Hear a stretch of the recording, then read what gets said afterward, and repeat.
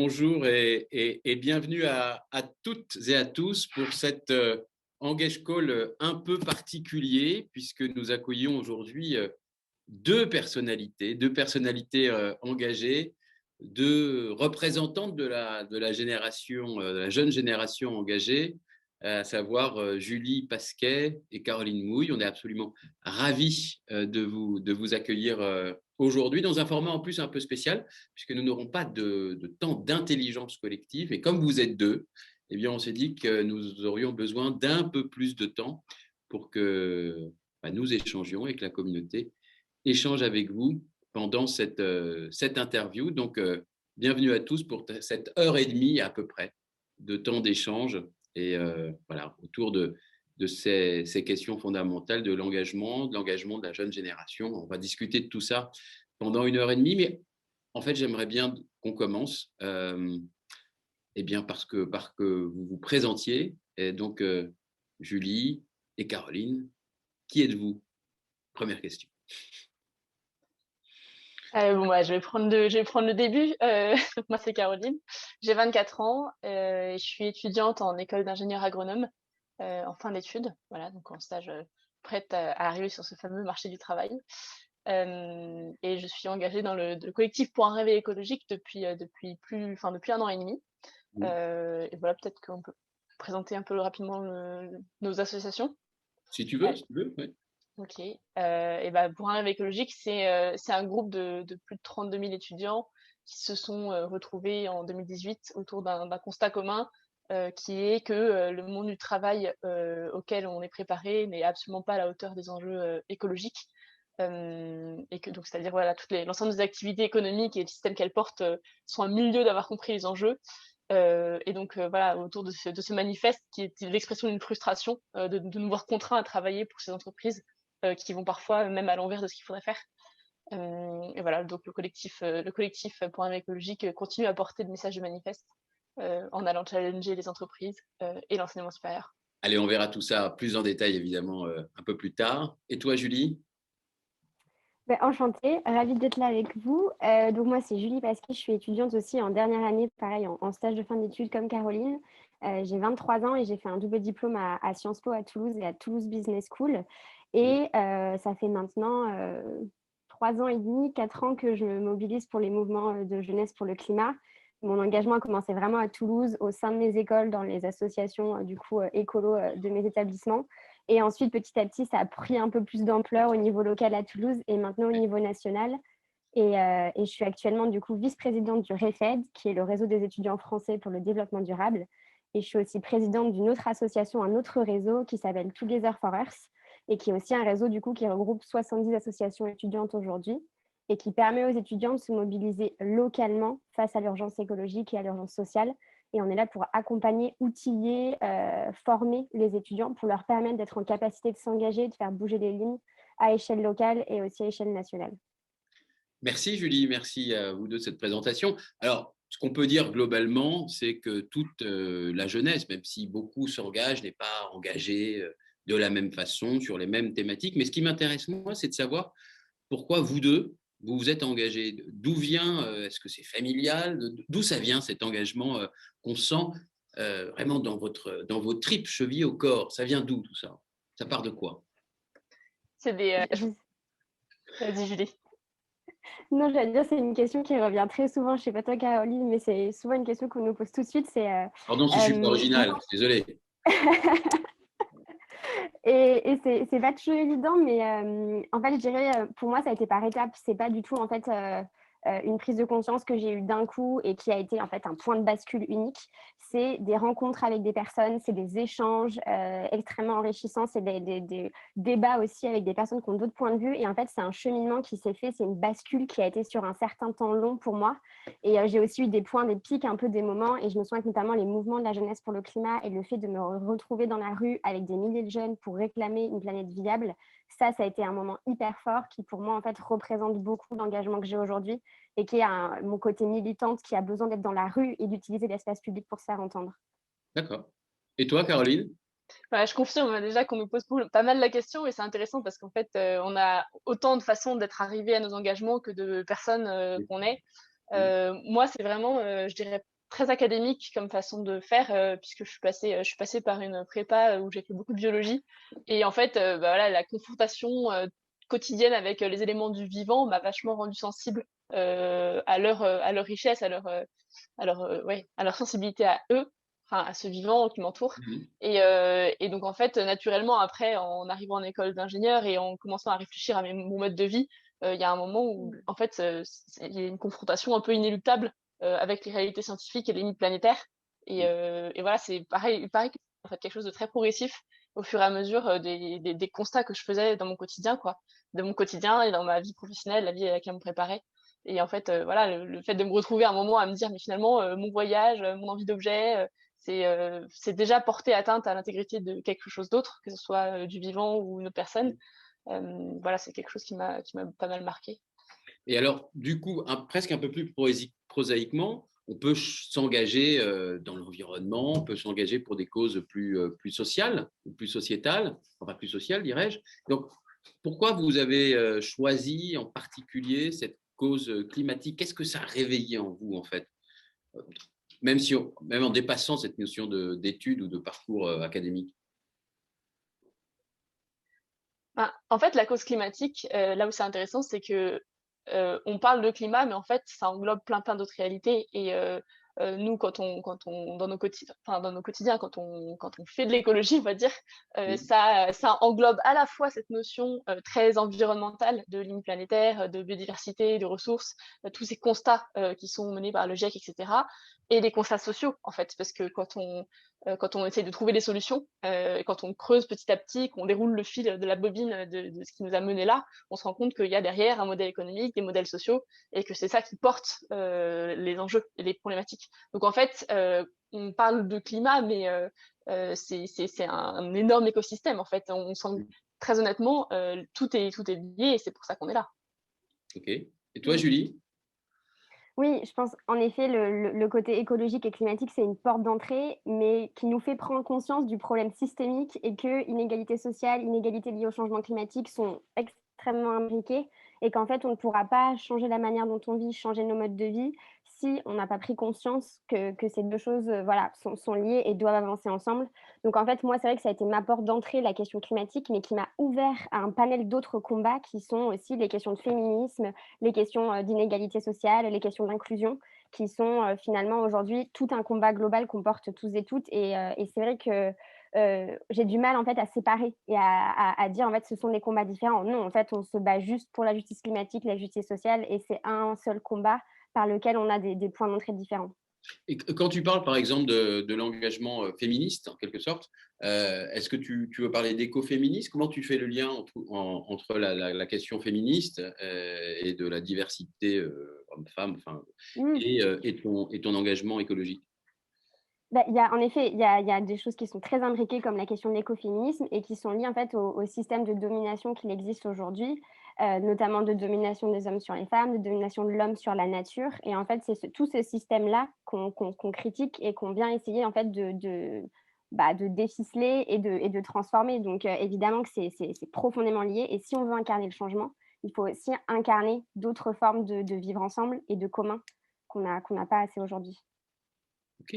Et du coup, comment, toutes les deux, vous caractériseriez cet engagement? Il est politique, il est lié à vos études. On reviendra plus tard, évidemment, dans la discussion sur ce que ça veut dire concrètement et ce que vous faites au jour le jour dans vos engagements respectifs. Mais comment vous le caractériseriez? Parce que on peut militer, je vais être caricatural, on peut militer en allant voter, on peut s'inscrire dans une forme un peu classique de syndicat, de parti politique. Vous avez choisi d'une certaine façon, une autre voie non. Pour, comment vous le caractérisiez, je vais y arriver, cet engagement? Ah, en fait, même en ayant choisi une autre voie qui est la voie associative et, et en utilisant les moyens étudiants qu'on a à notre portée, ça reste des engagements éminemment politiques. Ça ne veut pas dire qu'ils sont partisans. On n'a pas forcément nos cartes dans les partis. Ça ne veut pas dire qu'on va aller voter ELV parce qu'on a décidé que c'était eux qui représentaient l'écologie ou pas. Mais c'est éminemment politique parce que c'est parce qu'on questionne les choix de société et qu'on questionne le vivre ensemble. Donc en fait, on se sent pas du tout déconnecté de ces combats, on pourrait dire des combats d'adultes, Mmh. enfin les combats du monde politique, en étant dans nos associations, on en fait partie intégrante. D'accord.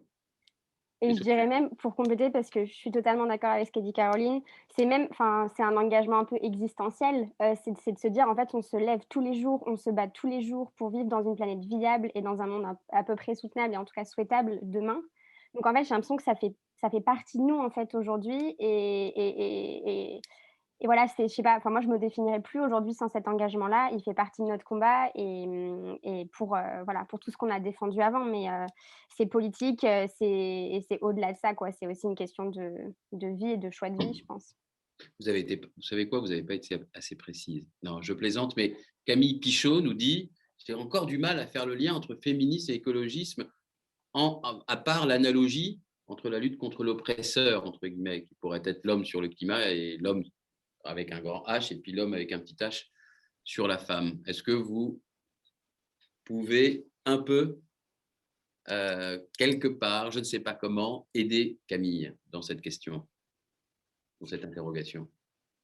Je suis pas une experte non plus de l'écoféminisme, mais bah, en fait, enfin, je pense que c'est revenir à la définition de ce mouvement-là, qui est que les femmes se sont rendues compte qu'il y avait du coup une oppression, de la part des hommes sur elles et que les hommes aussi majoritairement avaient une oppression sur le vivant, sur la nature, sur l'extraction des ressources et qu'en fait, du coup, tout ça était lié à un système capitaliste aujourd'hui et extractiviste extrêmement fort et qu'il fallait en fait déconstruire nos postures en tant qu'humains, nos postures vis-à-vis des uns des autres en tant qu'être humain, mais aussi vis-à-vis des êtres, enfin du vivant en général, et qu'en déconstruisant ces postures-là, on arriverait en fait à un système qui serait plus égalitaire et avec moins de domination. Donc je ne sais pas si ça, voilà, si ça répond exactement, mais il y a plein de livres géniaux et d'écoféministes qui expliqueront ça mieux que moi. Mais en tout cas, c'est hyper intéressant de déconstruire en fait nos modèles de société aussi au prisme des dominations qu'on a. Qu'on subit. D'ailleurs, merci à Théophile qui a mis un lien d'un article de Bon Pote, le média qui monte, et sur cette question de l'écoféminisme. Alors, en fait, quand on a commencé à discuter, puis on se connaît un peu, l'idée, c'était pas forcément de vous inviter simplement parce que vous êtes deux jeunes filles, parce que vous êtes jeunes, parce que vous êtes représentantes évidemment d'une nouvelle génération qui fait les choses probablement un peu différemment, euh, mais aussi simplement pour ce que vous représentez en tant que personne et singularité. Pour autant, il y a une question qui me turlupine, c'est-à-dire que on l'a pas mal énoncé en préparant les questions, en préparant et en invitant les personnes à se connecter, mais globalement, on a tendance à dire la jeunesse, un tel, la jeunesse fait ci, la jeunesse fait ça, etc. Moi, il me semble qu'il y a autant de jeunesse que de boomers. On a vu la réaction récemment à une publicité de 2LV qui a fait scandale, et je trouve à juste raison.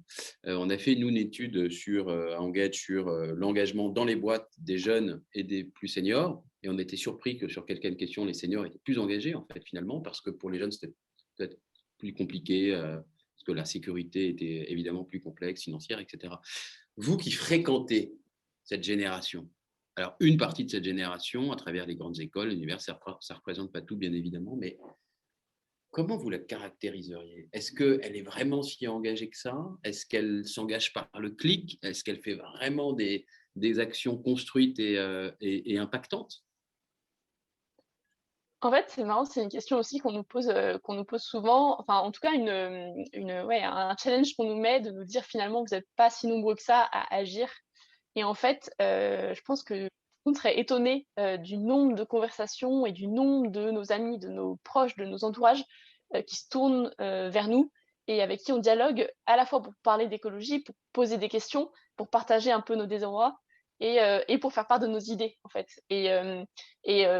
L'action n'a pas, enfin, sur le range de l'action, si on met une échelle d'impact, il y a le plus petit et le plus grand, et tout le monde n'est pas obligé d'être à 10 en termes d'impact, c'est-à-dire que tout le monde n'a pas vocation à aller s'afficher en place publique et à crier haut et fort ce à quoi il croit, en fait.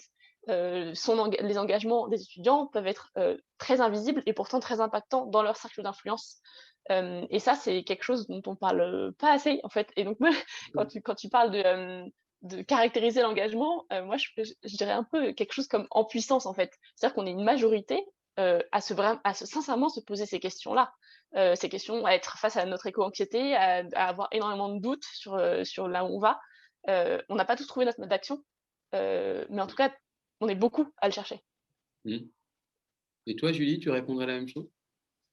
Ouais, je répondrais la même chose. Je répondais qu'il y a des jeunesses et je pense que c'est très important d'insister sur ça, sur le fait qu'on ne prétend pas représenter toute la jeunesse, toute sa diversité, toute sa force aussi et toutes les choses très positives qu'elle engage et qu'elle amène.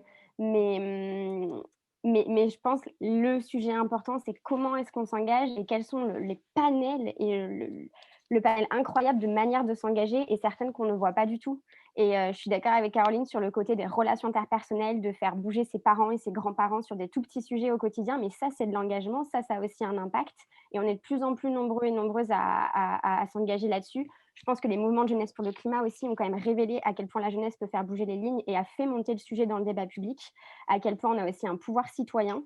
Je pense qu'il y a un vrai enjeu aussi de repolitisation et beaucoup de jeunes aussi sont très politisés, vont pas forcément voter parce qu'on le voit dans les urnes, mais sont très politisés et s'intéressent à ces questions-là. Donc, je pense qu'il y a aussi un gros mythe autour de cette petite jeunesse engagée dorée et qui est en fait beaucoup plus large que ça. Et nous, on cherche aussi à aller toucher des cercles qui le sont moins aujourd'hui et à inclure notamment d'autres cercles d'étudiants et de jeunes vers ces engagements-là parce qu'ils les portent, qu'ils nous portent et qui nous rendent heureux et heureuses aussi. Je pense qu'il y a aussi un gros enjeu de dire que l'engagement, il nous construit et il nous fait grandir, il nous fait évoluer et il nous fait du bien, quoi. Ça rejoint une question de Valentin quand tu dis on veut faire grandir les cercles. Ça veut dire quoi? À qui? C'est qui ceux qui ne sont pas dans les cercles aujourd'hui? Je pense qu'avec Caroline, on représente une jeunesse qui est dans les grandes écoles, qui a accès du coup à une certaine, à une certaine information et qui est, enfin moi je le considère comme privilégié, sincèrement. Et il y a aussi un enjeu en fait à faire en sorte que d'autres personnes, d'autres milieux sociaux puissent accéder à ça. Nous, là, on va lancer une stratégie avec une de mes associations pour aller chercher les étudiants en BTS et en DUT, parce que les étudiants en Bac+2 sont complètement sous-représentés dans nos mouvements, alors qu'il y a une jeunesse qui est prête à s'engager, qui est prête à faire des choses. Et ces jeunes-là, il faut leur donner cette envie et aussi les capacités et les formations pour qu'ils puissent s'engager. Donc, c'est un vrai enjeu, je pense. Ouais. Alors évidemment, quand on parle de ces sujets, il me semble qu'on en vient, ce qu'on disait en filigrane là-dedans, à quelque part opposer presque les générations. Ce qui me semble évidemment, vous l'avez compris, pas forcément la bonne stratégie. Et tous les boomers ne sont pas des vieux cons à mettre, je dirais, à la poubelle. Certains peut-être, mais pas tous. Et du coup, qu'est-ce que vous pensez de cette opposition? Comment vous voyez un remède à ça? Et puis, deuxième question, c'est finalement qui est liée, c'est que quelque part, il y en a même qui disent, bon, ils sont bien gentils les jeunes, mais malheureusement pour eux, dans 10 ans, ce sera trop tard. Donc, si on les attend, on est foutu. Je caricature parce que vous avez une influence, etc., citoyenne, sociétale, etc. Comment vous réagissez avec cette question de la multiple générationnalité, etc.? À Point Réveil écologique, c'est exactement, tu as repris pratiquement mot pour mot un des messages qu'on dit, c'est qu'on n'a pas le temps d'attendre 20 ans d'être aux manettes des entreprises, donc des systèmes économiques, des systèmes politiques, pour que les choses aient changé, ça sera trop tard. Donc en fait, oui, je pense qu'on est totalement d'accord sur le fait que ce conflit générationnel, c'est vraiment une erreur dans laquelle il faut qu'on évite de tomber. Oui, les responsabilités sont différentes.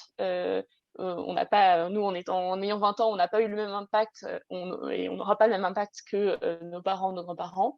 Oui, les façons de penser, les façons d'agir sont différentes, mais à trop le dire, on risque de se retrouver à accuser ou à donner l'anti-responsabilité, à dire c'est un tel d'agir, il ne peut rien faire. Et en fait, c'est exactement, ça va à l'encontre du principe du système dans lequel on vit, c'est que on est interconnectés, les entreprises, les hommes politiques, les citoyens, les consommateurs, les associations. Voilà, et c'est le même discours en fait que des entreprises qui nous disent finalement c'est aux consommateurs de changer, moi je changerai mon offre, ou des consommateurs qui disent c'est aux politiques de mettre des règles pour les entreprises. Oui, tout est vrai, mais tout est vrai, pas un seul. D'accord. Julie? Oui, il faut arrêtons de faire cette distinction entre les deux. Aujourd'hui, à l'instant T, on a besoin de ces personnes aux manettes, de ces dirigeants, dirigeantes pour agir, mais on a besoin des jeunes pour faire pression sur eux. En fait, pour moi, c'est aussi notre rôle aujourd'hui et c'est un rôle fondamental et même des citoyens et citoyennes en général. Je reparle encore du pouvoir citoyen, mais je veux vraiment insister dessus, dans le sens où, en fait, on a notre rôle, on a notre carte à jouer, on est un moyen de pression et que notre action aujourd'hui a pour vocation d'avoir un impact maintenant et qu'on ne va pas attendre 20 ans, en effet, parce qu'on n'a pas ce temps-là. Et en fait, chacun a son rôle à jouer aujourd'hui, chacun aura son rôle à jouer demain, mais on a tous et toutes une part à faire là-dedans. Et oui, donc arrêtons de, de dissocier les deux, puisqu'il faut il faut faire au maximum maintenant et arrêter les petits pas aujourd'hui, quoi. Mais alors, du coup, c'est comment on arrive à faire système tous ensemble pour justement faire basculer le système, si je comprends bien. Et ça rejoint, figurez-vous, une question de Virginie Rexon-Victor, qu'on connaît un peu ici, qui nous suit. Ravi que tu sois là, Virginie. Sa question, c'est comment faire avancer la convergence, en fait, entre les entreprises, les consommateurs, la jeunesse, je peux dire, voire même le politique, mais comment on y arrive à faire ça? Il y a une espèce de fausse idée comme quoi, tout le monde s'accuse mutuellement en fait, ce qui est faux. C'est-à-dire que les jeunes, qui arrivent en entreprise, qui arrivent sur le monde du travail, sont pas forcément dans la posture de dire: «Vous avez fait mal, on fera mais dans la posture de dire: «On fera collectivement, différemment». Et donc à partir du moment où toutes les générations, ou toutes les modes d'action et toutes les personnes, tous les types d'organisations décident de s'ouvrir aux propositions des autres et de dialoguer. Et au lieu de prendre ces propositions-là comme des risques pour leur existence, de les prendre comme des opportunités pour être différents, en fait. Et nous, on voit vraiment un point écologique quand on va dialoguer avec des entreprises, on arrive à être très ferme dans ce qu'on dit, mais à être écouté quand même, en fait, parce que du moment qu'on dialogue avec un fond de crédibilité, genre je sais pas, qu'on va parler de système financier ensemble, Mm. en fait, on écoute tant qu'on ne rentre pas dans l'accusation. OK. Mmh. Oui, d'être dans du constructif, en fait. Comment est-ce qu'on met en œuvre, nous, on a plein de moyens d'action différents, mais je pense que beaucoup ont du coup une vocation à être constructifs. Moi, je le vois par exemple avec la loi climat. On s'est mobilisé très récemment, majoritairement beaucoup de jeunes, sur la loi climat pour essayer de la rendre beaucoup plus ambitieuse. Et on s'est rendu compte que, bah, en fait, on pouvait interpeller les députés sur Twitter et avoir des rendez-vous avec une trentaine de députés sur 15 jours pour discuter de la loi climat et pour leur dire que on voudrait tels amendements, qu'on voudrait rehausser la loi sur la question de la rénovation énergétique ou sur l'interdiction de la pub. Et en fait, on a ce pouvoir-là de pouvoir échanger avec eux et on a ce pouvoir d'influence et qui est constructif, en fait, parce on est écouté. Et ça, je pense, c'est aussi une grosse force qu'on a, cette posture de savoir rendre les choses constructives et aussi en coopération, qui peut être ferme, comme le dit Corinne, et je suis totalement d'accord sur le fait qu'on est très ferme sur nos positions et sur ce qu'on réclame, mais qui n'empêche pas le dialogue et la co-construction. Et qu'en fait, il faut aussi avancer comme ça et qu'on n'avancera pas que dans l'affrontement frontal tout le temps, qu'il y a des rapports de force, mais qu'il faut les utiliser stratégiquement. Mais est-ce que vous avez l'impression, du coup, vous êtes impressionnante toutes les deux quand même, mais est-ce que vous avez l'impression d'être écouté au sens profond du terme?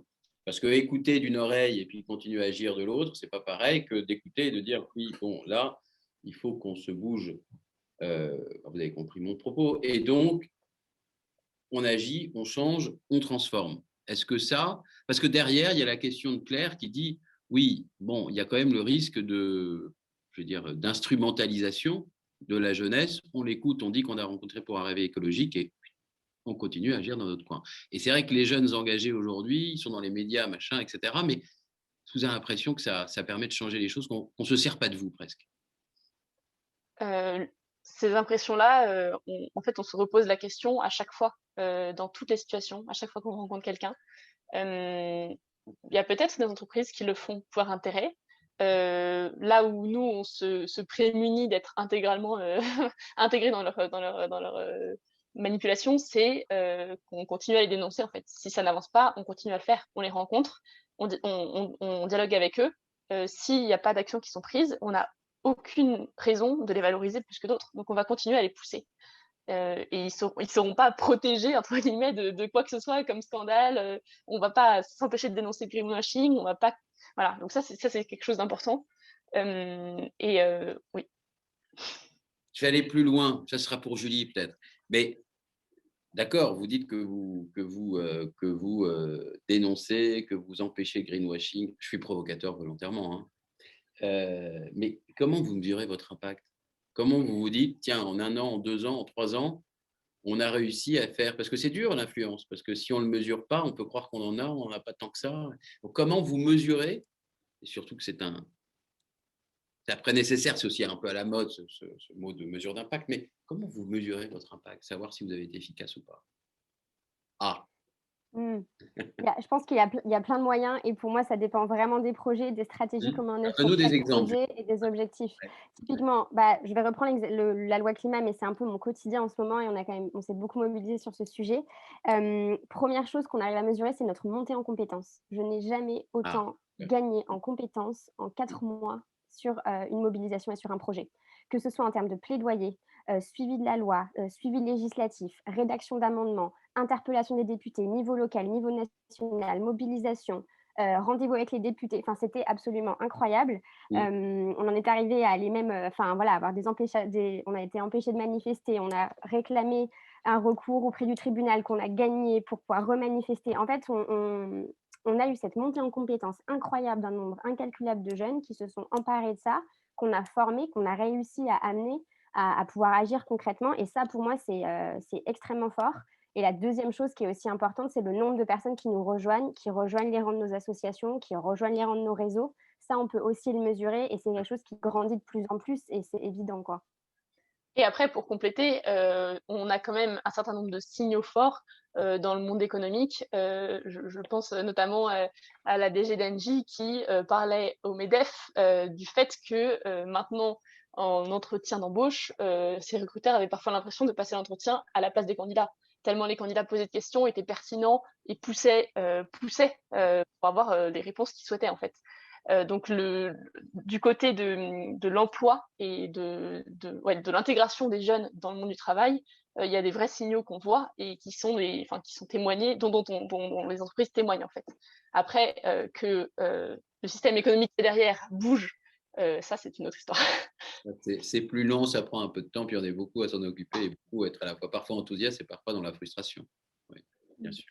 Alors, j'aimerais qu'on revienne un peu plus précisément, parce que vous avez beaucoup d'actions, sur les plaidoyers que vous portez. On a compris que vous agissez beaucoup en termes de plaidoyer et d'influence. Alors, est-ce que vous pourriez chacune citer un ou deux plaidoyers ou une action majeure? Je sais que vous travaillez sur les programmes des grandes écoles, des universités. Voilà, nous parler un peu de tout ça plus concrètement. On peut commencer sur ces fameux programmes des grandes écoles. Ouais. Pour Arrive écologique, c'est un des combats qu'on mène, parce qu'en fait, il est intrinsèquement lié, au fait qu'il faut changer, la suite. C'est-à-dire que tant qu'on continue d'alimenter le système avec des étudiants qui sont formés de la même façon qu'avant, il y a aucune raison que le système change. Mm. Donc en fait, on le dit souvent, c'est que il faut que les étudiants soient informés des enjeux et formés pour y répondre, et le tout sérieusement. Et ça, c'est pas que pour un écologique qui le dit, hein. On est plusieurs.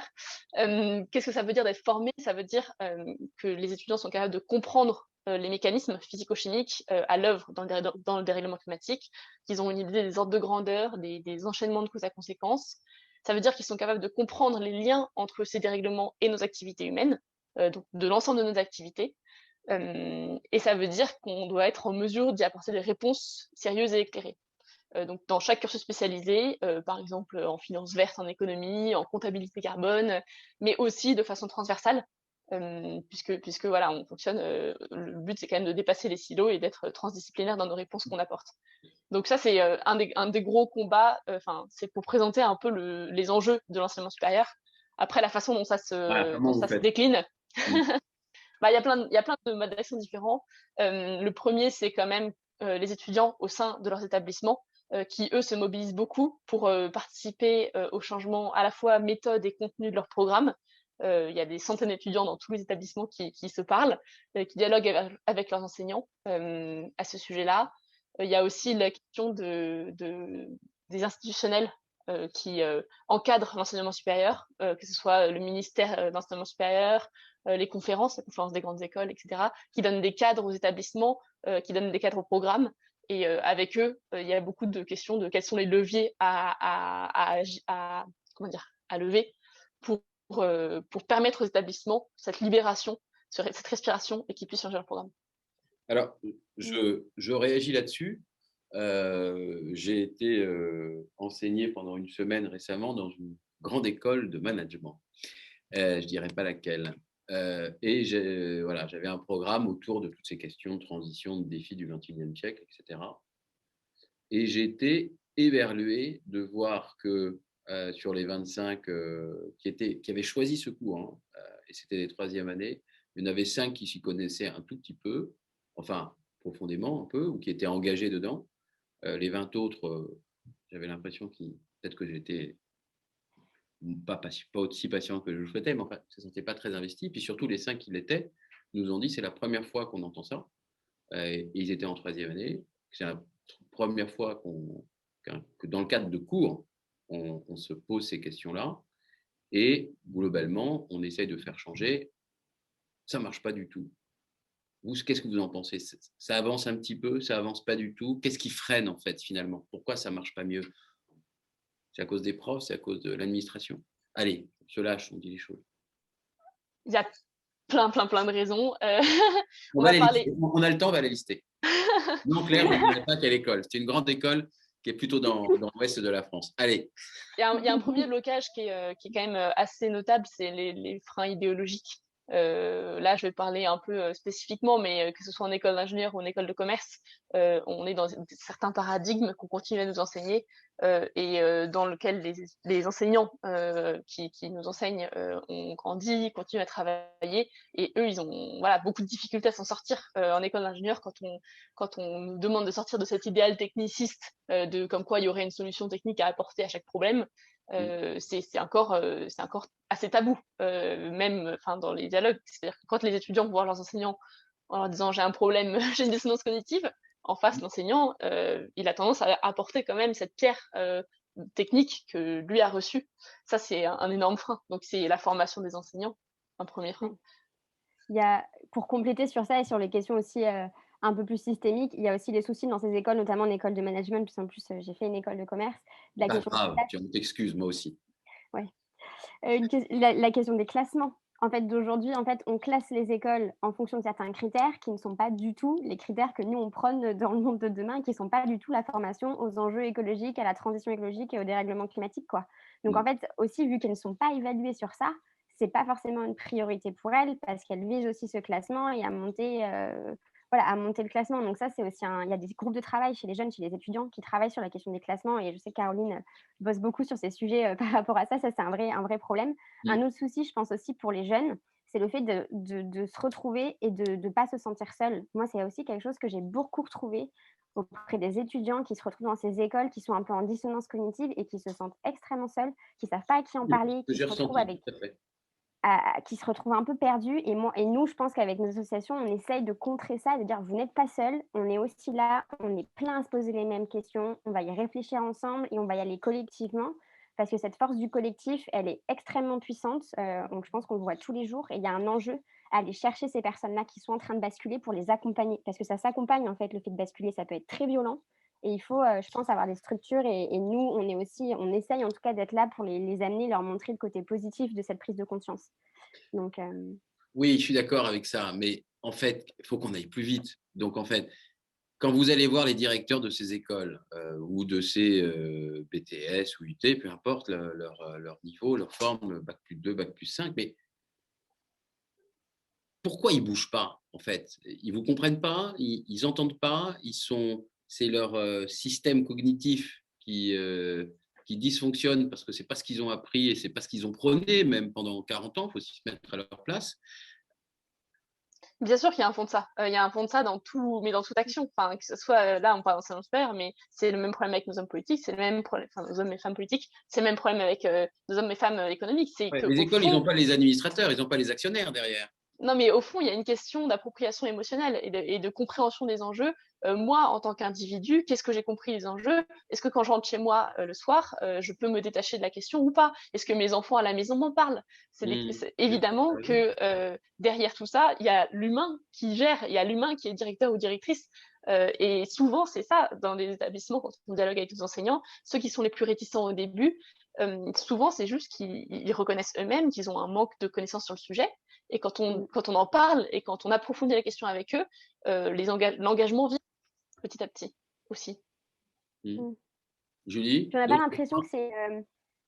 Je suis totalement d'accord. Et pour compléter, on n'a pas... Enfin, moi, mon ressenti, c'est que ce n'est pas une priorité, c'est qu'il y a ça dans une brique. En fait, de se dire c'est une brique importante, ça commence à prendre un peu d'ampleur, on sent qu'il y a des jeunes qui commencent à se mobiliser chez nous, mais c'est toujours pas en fait axé dans ma priorité aujourd'hui en termes d'enseignement, parce que ma priorité n'est pas là. Et je pense que ça va avec le manque de formation. Tu veux dire? Ça conditionne pas le reste. C'est ça, Voilà, c'est ça. Et nous, en école de commerce, ils nous disent, bah oui, c'est chouette, on va mettre un petit peu de développement durable dans chacune des filières, mais par contre, faire une rentrée climat pour absolument tous les étudiants et les former à la fresque du climat, former les enseignants et faire en sorte qu'il y ait des parcours spécifiques là-dessus. Non, là, ça va trop loin. En fait, c'est encore la politique des petits pas et de se dire, on a ça en tête, on garde ça, mais on y va petit à petit. Alors qu'en fait, nous, on aimerait que ça change radicalement plus vite, mais il y a ce côté-là aussi, je pense, qui joue. Et ça D'accord? fait peur un peu. Je pense, Ah ça bah fait oui. peur très honnêtement aux enseignants, enfin ça fait peur à tous les à tous ces membres des administrations et des établissements parce que c'est un chantier énorme et que se sentir responsable d'une petite part de la chose, c'est pas enfin, comment dire? C'est pas évident d'aligner le fait que j'agis et que mon action est suffisante et déjà énorme par rapport à mon échelle, Mmh. avec, l'ampleur de ce qu'il faudrait faire, en fait. Et donc, quand on voit l'ampleur de ce qu'il faudrait faire et qu'on se le prend en pleine face, la première réaction, c'est de dire: «Oh là là, je vais pas trop m'en approcher». Mmh. Mais alors, j'avais posé la question à Caroline sur les formes de plaidoyer. Est-ce que Julie, toi, parce que là on a vu les écoles, ce que vous essayez de faire bouger, est-ce que tu pourrais me mettre en avant ou expliciter une autre forme d'action que vous mettez en place au RIFID, par exemple? On dit RIFID, on dit RIFED, On dit le REFED, REFED. mais il y a pas de problème. Oui, Il y a bah, des en mots gros, qui je traînent, pense alors. que oui, oui. Puis en plus, on change de nom logiquement dimanche, donc ce sera bientôt plus le REFED. On ne peut pas l'avoir en non, on ne peut pas le savoir. Non, Aïe, je aïe, vous aïe. tease juste ça, mais vous ne le saurez pas en avant-première. Mais oui, non, je pense que ça complète beaucoup, en fait, ce que fait Pour un réveil écologique, parce qu'on travaille beaucoup ensemble. Au REFED, notre plaidoyer, c'est de dire qu'on aimerait que 100 des étudiants soient sensibilisés, formés et engagés sur les sujets. Donc, vaste sujet, on n'y est pas encore, ça, je pense qu'on est tous et toutes conscients. Et une des choses dont je voulais parler, c'est notre consultation nationale étudiante. Je vais l'appeler la CNE. Tous les 3 ans, on organise cette fameuse consultation. Et là, l'année dernière, on a récolté plus de 50 000 réponses du coup d'étudiants et étudiantes, ce qui est quand même vraiment pas négligeable. Et on leur pose des questions sur c'est quoi aujourd'hui vos besoins en termes d'enseignement supérieur par rapport aux enjeux écologiques? Qu'est-ce que vous attendez? Comment vous vous projetez dans le monde de demain? Et en fait, les chiffres de cette CNE sont juste hallucinants. On a par exemple 85% des étudiants qui se sentent inquiets ou angoissés par rapport à l'avenir. On Mmh. a plus de 50% qui disent qu'ils ne sont pas du tout formés sur ces enjeux et 70% d'entre eux aimeraient l'être plus. On a 94% d'entre eux qui disent que les dirigeants d'entreprise ne prennent pas du tout en compte ces sujets-là. Pareil pour les médias, pareil pour les hommes politiques. En fait, il y a des vrais chiffres qui montrent et qui peuvent prouver en fait qu'il y a une vraie volonté, une vraie demande de la part du monde étudiant sur ces sujets. Et nous, c'est un moyen hyper fort de faire du plaidoyer aussi après auprès des ministères, auprès de la conférence des grandes écoles, en leur disant, mais en fait, il y a tant d'étudiants, il y a un pourcentage énorme d'étudiants qui réclament ça. Vous êtes censé en fait agir par rapport à leurs besoins. Où est-ce que vous en êtes? Qu'est-ce que vous faites en fait par rapport à ça? Donc, pour moi, en effet, le fait d'avoir des chiffres et de quantifier ça, ça va avec le reste des actions de plaidoyer qu'on mène au quotidien et qui sont hyper utiles et qui nous permettent de la crédibilité aussi. Et je sais que du coup, Pour un réveil écologique font aussi ce genre de choses aussi dans les établissements. Ils ont des chiffres et on quantifie ça pour avoir des preuves. Si vous voulez bien, moi je vous sens vraiment là, vous êtes dedans, quoi. Et je trouve ça fantastique. Moi, je n'étais pas aussi engagé, ou différemment à votre âge. Et donc, je trouve que ce que vous faites, absolument merveilleux, utile, important, fondamental, etc., etc. Mais je voudrais qu'on fasse un petit break sensible. Alors, je ne vais pas vous demander de méditer, non. Mais quand même, vous venez de parler d'anxiété. Moi, je voudrais savoir, Caroline et Julie, par rapport à toutes ces questions, comment vous vous sentez? C'est pas facile de passer son temps à s'engager, à essayer d'avoir l'impact, passer par des temps positifs et faire le yo-yo émotionnel. Comment vous vous sentez? Bah, c'est pas évident à gérer. Point de vue de l'éco-anxiété, je pense que, si on est aussi engagé, c'est aussi une façon pour nous d'exprimer la chose de manière beaucoup plus saine que, si on restait chez nous à se voilà, à déprimer face à à nos écrans et face à l'information qu'on reçoit, en fait.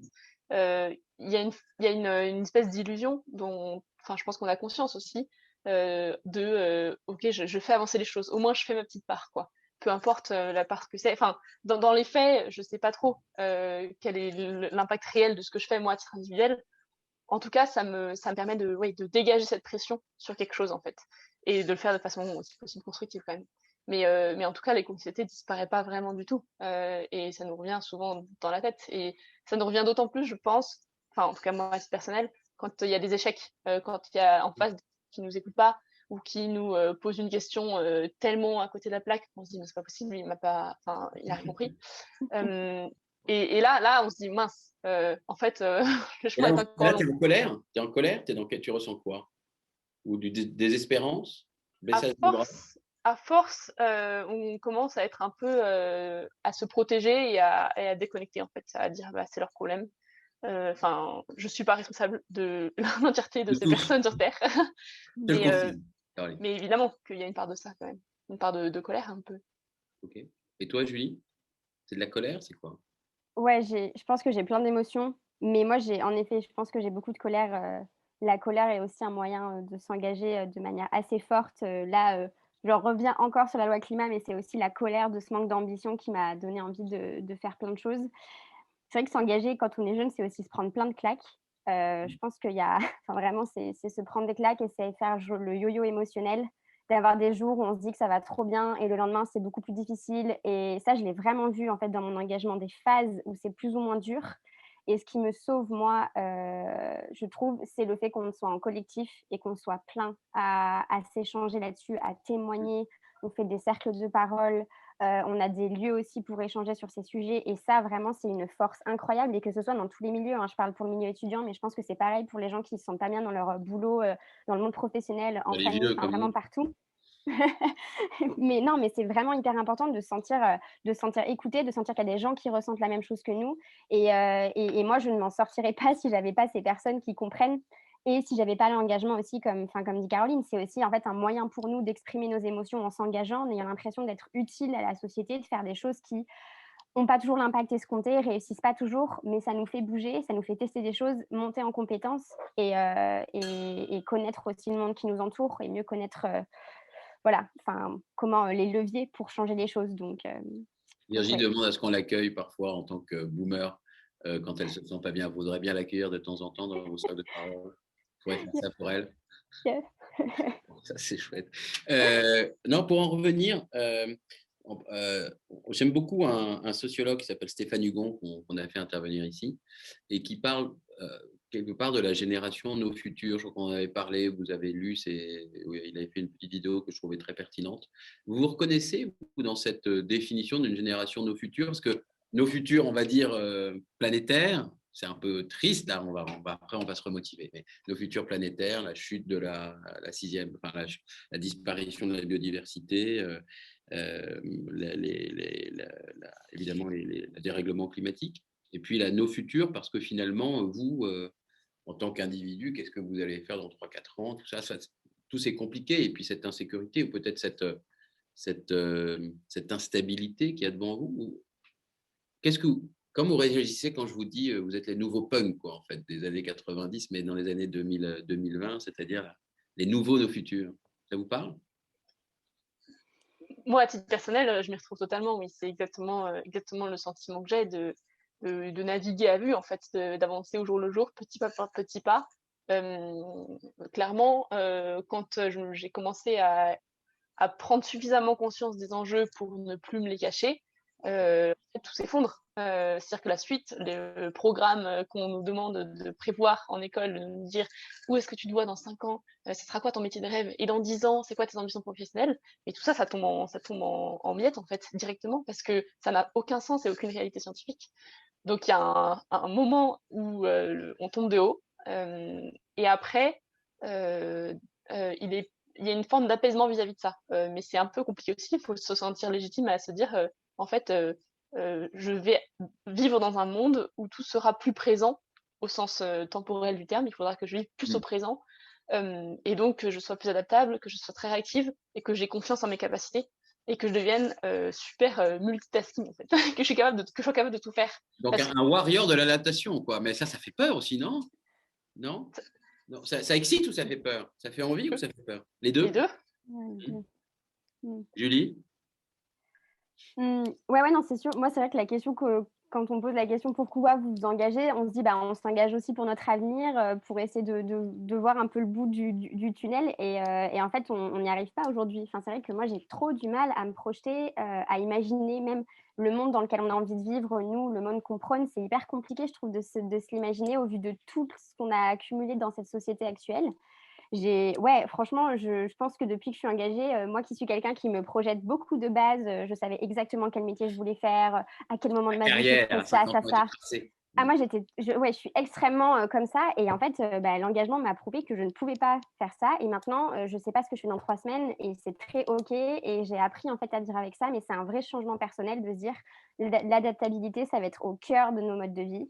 Le fait de ne pas se projeter tout le temps et sur plein de sujets, hein, que ce soit des sujets perso, des sujets pro. Enfin moi, ça a redimensionné un peu la manière dont je vis et c'est pas facile. Franchement, ouais, c'est pas évident. Mais d'ailleurs, si vous voulez vous calmer ou de temps en temps, enfin, voilà, redescendre un peu et dire tout ça, c'est pas très grave, je vous invite à lire le dernier Goncourt qui s'appelle L'Anomalie et dans lequel on s'aperçoit qu'on est juste des éléments d'un programme. Donc, de toute façon, c'est pas si grave que C'est grave. ça. Voilà, tout ça, on n'est qu'un jeu sur ordinateur. Donc, bref, alors, avant qu'on en vienne à l'entreprise, je vois qu'il y a des questions intéressantes dans le fil. Question de Romane. Faut-il passer à la désobéissance civile? Ah, Ah, moi, je veux bien répondre. Alors, qu'est-ce que tu en penses, Valérie? Je pense qu'en fait, il faut utiliser tous les moyens d'action. En fait, par le besoin de changement, il faut qu'on utilise tous les moyens d'action qu'on a possibles. Donc, que ce soit nous, le plaidoyer sur l'enseignement supérieur, que ce soit la mobilisation locale, la mobilisation nationale et aussi la désobéissance civile. En fait, pour moi, tout ça est extrêmement pareil, imbriqué, se complètent les uns les autres. Et oui, je comprends. Enfin, même moi, j'ai déjà fait de la désobéissance civile, j'assume ça. Raconte. Et Qu'est-ce que tu as fait? bah, Qu'est-ce que j'apprends, Julie? Non, qu'est-ce que tu as fait, sérieusement? je sais pas, le moment le plus.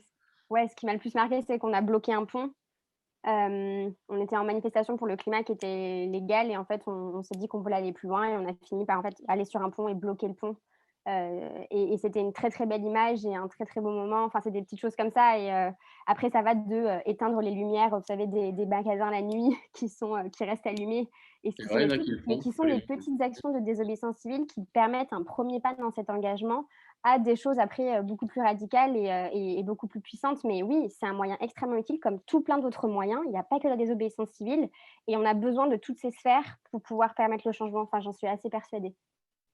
On va bientôt passer à la partie questions dans une dizaine de minutes où vous pourrez poser vos questions en direct à ces deux passionnantes interviewées, voilà, intervenantes. Donc, je vous invite à lever la main. Il y a un petit truc en bas à droite et comme ça. Deux questions qui me viennent du coup. Comment on a l'impression qu'aujourd'hui, on en parlait avec Olivier Michelet là, tout à l'heure, qui est un intervenant chez nous, et on se disait qu'il y avait un foisonnement incroyable d'initiatives. Okay. Mais que finalement, je ne vais pas être négatif, mais ça ne bougeait pas autant qu'on voulait, quoi. Même si là, on sent qu'il y a peut-être un frémissement et des choses qui se passent. Mais comment on arrive à… Est-ce que vous arrivez, par exemple, entre associations copines étudiantes, à vous mettre d'accord? Est-ce qu'il n'y a pas des petites luttes de pouvoir entre vous? Comment ça se passe? Au niveau des plus aînés, parfois, je peux vous dire que ça fight. Donc, est-ce que vous y arrivez? Et comment vous faites pour y arriver, si vous y arrivez? Nous, c'est un de nos gros progrès depuis 1 an et demi. C'est qu'on a vraiment décidé qu'on allait dialoguer, qu'on allait fonctionner ensemble, que toutes nos associations continuent à porter des plaidoyers qui leur sont propres, parce qu'on a, Julie aurait fait de travailler avec des associations étudiantes, nous, on travaille plus avec les entreprises. On a nos spécificités, mais on s'est mis vraiment à dialoguer sincèrement pour savoir ce que faisaient les autres et pour pouvoir accompagner les autres. Ça, c'est un des vrais progrès qui est en cours niveau jeunesse, on va dire. Et là où je pense on essaye de s'améliorer vis-à-vis de ces guerres de pouvoir, etc., c'est qu'on fonctionne de façon très démocratique, on essaye en fait de garder ce qu'on arrive à faire dans nos associations jeunes, qui est beaucoup de dialogue, beaucoup d'horizontalité, beaucoup de transparence. On essaye de le conserver entre nous, même à très nombreux, et avec quand même un fond de cadre, on a quand même des personnes qui nous aident à nous coordonner, ce qui n'empêche pas que ces personnes-là ne prennent pas une responsabilité plus importante que d'autres, en fait. Donc ça, c'est un des et on progresse beaucoup en association jeune quand même. Julie, tu es d'accord avec ça ou pas du tout? Non, non, totalement et je pense que là, il y a peut-être on disait faut pas différencier les générations, mais là, il y a peut-être quand même une petite Ah, différence sur ça. ah, on y vient, Je on y vient quand l'assume. même. Non, je l'assume vraiment qu'on incarne, je pense qu'on apprend et qu'on réussit à incarner cette posture de coopération dont on a profondément besoin dans ce monde Mmh. et qu'en fait, on l'incarne réellement dans nos modes de gouvernance, dans nos modes de prise de décision, dans nos modes de concertation. On utilise des outils qui sont vraiment des outils de gouvernance partagée et en fait, on l'incarne totalement et avec plein d'associations. Donc, on est plein d'associations à travailler ensemble et de milieux différents, c'est-à-dire qui travaillent les associations plutôt écolo, celles qui sont plutôt sur le côté social, mais aussi des syndicats étudiants. On mène des projets tous ensemble et on incarne en fait le changement qu'on veut voir dans le monde parce que ça me paraît assez important, ce qu'on retrouve moins dans les organisations adultes où depuis des années, objectivement, ça n'avance pas toujours et c'est plus complexe. Mmh. Et je pense que ça, on a vraiment quelque chose à porter là-dessus. Et ça va aussi avec ce que doivent aussi, je pense, porter les entreprises. Enfin, la question de la gouvernance est centrale dans notre manière de fonctionner. Et nous, c'est ce qui fait qu'en 1 an et demi, on a réussi à faire des choses quand même, je pense, assez Mmh. chouettes et qu'on Ouais, va encore passionnant continuer quand à le même. faire. Ouais. Du coup, ça m'amène à poser une question qu'a soulevée Virginie, c'est, heu, pour faire bouger, il faudrait qu'on change la façon dont on fait société, mais la façon aussi dont notre système politique et démocratique fonctionne. Qu'est-ce que on a vu la Convention citoyenne qui est un premier, enfin une première, une tentative assez aboutie, forte, de démocratie, délibérative ou participative, mais de quoi ces politiques ou ce système politique, comment le réformer, et comment il pourrait s'inspirer de vous, en fait? Qu'est-ce que vous lui donnerez comme conseil? Allez, lâchez-vous. Tu nous poses une question un peu vaste là quand même. Ah bah non! Comment on réforme le système, démocratique en France? Qu'est-ce que vous voulez faire changer? Allez, facile. Vous voulez plus de démocratie participative? On fait une troisième chambre, la chambre des députés, on la met un peu dehors, on fait comment, voilà, je ne sais pas, il y a plein de façons de faire. Je suis sûr que vous avez des idées là-dessus. Moi, je pense qu'il y en a plein et j'ai pas forcément tranché sur celle qui serait la mieux, mais déjà Mmh. l'exemple de la Convention citoyenne pour le climat de la CCC est, je pense, assez unique et c'est des choses qui maintenant sont répliquées en région, qui sont répliquées dans des communes, qui sont répliquées à plein d'endroits et qui fonctionnent.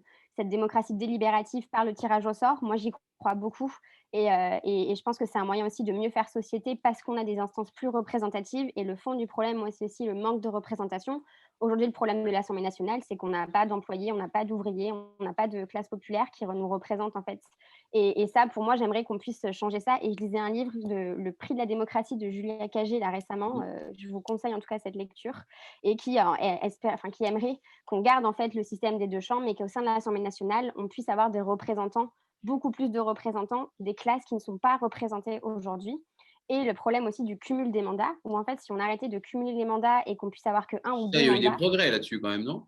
Pas Oui, non, suffisamment à tes ah yeux? non, mais il y en a, oui, mais il y en a pas suffisamment aujourd'hui. Maintenant, il faut aller plus vite, hein. Comme on l'a dit, on en a marre des petits pas, hein. Faut passer la vitesse supérieure Mmh. et le fait de cumuler les mandats et le fait d'avoir des mandats renouvelables, à gogo, ce qui fait qu'on a aujourd'hui des professionnels de la politique et que si on n'est pas professionnel de la politique, on ne peut pas être député. Alors qu'en fait, vraiment, le but de l'Assemblée nationale, c'est de représenter aussi les intérêts de toutes les classes sociales et ça, on l'a pas aujourd'hui. OK, question quand même. Le but du fait qu'il y du cumul des mandats, comme tu dis, globalement, je ne suis pas d'accord. Mais je provoque, mais il y a quand même le fait que le député, a une représentation nationale, alors qu'on peut être élu d'une petite, ville en plus, bah, pour dialoguer en fait, cette question territoriale, se rendre bien compte des problématiques, très locales et en même temps avoir un impact, à un niveau beaucoup plus large et national. Donc est-ce que si c'est mauvais que ça? Oui? Ah oui, Bah Julie, moi je Non, mais c'est très bien. Non, mais en vrai, enfin, l'argument se tient, hein. Je pense que l'argument se tient, mais que pour moi, si on est député, c'est qu'on est déjà aussi attaché à son territoire, qu'on le connaît aussi autrement qu'en y étant représentant et qu'il y a une autre manière de pouvoir l'incarner, en fait, et que c'est des rôles différents et que c'est bien aussi de savoir laisser sa place et surtout faire en sorte que ce soit plus diversifié et plus représentatif. Enfin, on manque cruellement de représentativité et aussi sur la place des femmes, n'en parlons pas, c'est aussi un autre sujet, même s'il y a eu des avancées avec la parité, mais il reste beaucoup de choses qui sont du bon sens et qui sont pas faits aujourd'hui, quoi. Caroline. Non, moi, j'aurais peut-être des réponses un peu moins concrètes que Julie, mais il y a plein de choses qui me parlent, enfin, qui sont mentionnées à droite à gauche. Je sais pas, par exemple, la question du présidentialisme et de devoir absolument chercher une figure. Et donc là, c'est de la figure du président, mais c'est le cas pour n'importe quel autre échelon d'élus, d'élections. Pourquoi chercher absolument une personne avant de chercher le fond de l'objet? Je prends l'exemple, par exemple, à Poitiers, il y a la maire de Poitiers actuelle a été élue sur vote collectif de son collectif citoyen à l'issue d'une délibération de 2 ans où ils ont construit un programme, ils ont construit des idées et où finalement ils se sont dit bon, qu'est-ce qui va porter le programme? Ça sera telle personne. Et ça change tout par rapport à dire c'est telle personne avant et qu'est-ce qu'on construit autour. Ça, c'est une des, voilà, c'est C'est une ce que vous des faites choses qui me parle. pour un réveil écologique, d'ailleurs, dans votre mode de gouvernance. Mmh. Vous Oui. choisissez. Mais alors, du coup, il y aurait plus de figure du leadership. On n'a pas besoin d'incarner Bah, les Français, ils cette sont très transformation. attachés. Enfin, moi, pour moi, le Oui, problème, les Français, bon, vous deux. Je pose la question à vous deux. La question, enfin, je pense que faire perdre, enlever une figure qui incarne tout, c'est pas forcément enlever le leadership en lui-même. Il y a d'autres façons d'incarner et il y a d'autres façons de montrer ce qu'on veut atteindre. Le leadership, ça doit pas être, enfin, je sais pas, un collectif peut être tout à fait leader dans une idée et peut tout à fait embarquer les foules. Enfin, À chaque fois, elle me tient. Hein. J'arrive pas à les avoir. Donc, tu parles d'une sorte de. Il y a la démocratie liquide, tu parles d'une sorte de leadership liquide, en fait. C'est ça, un peu? Où se transmet le leadership sur certains sujets, etc.